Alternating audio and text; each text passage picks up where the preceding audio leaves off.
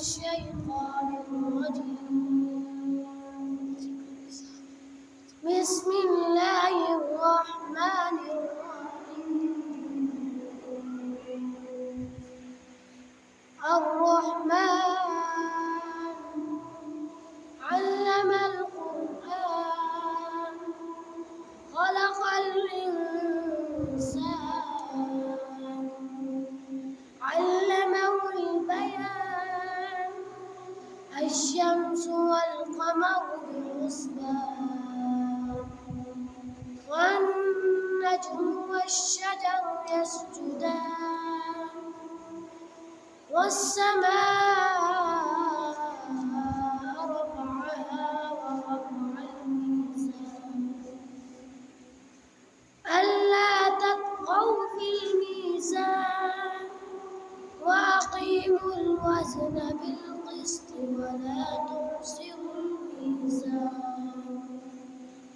والأرض وضعها للأنام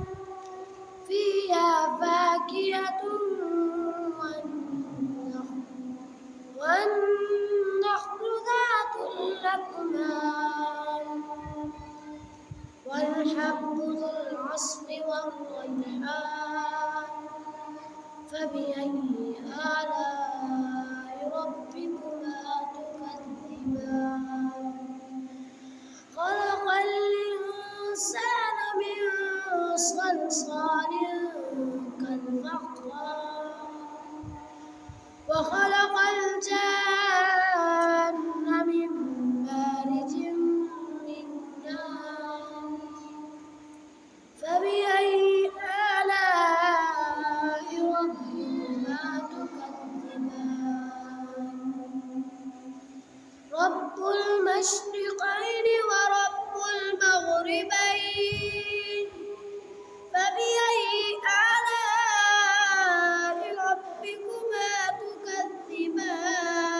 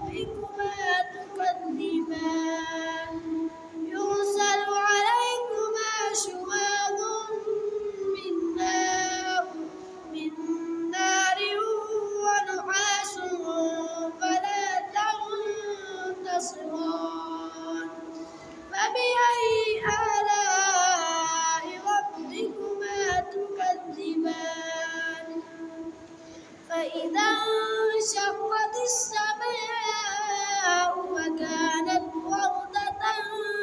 كالدهان فبأي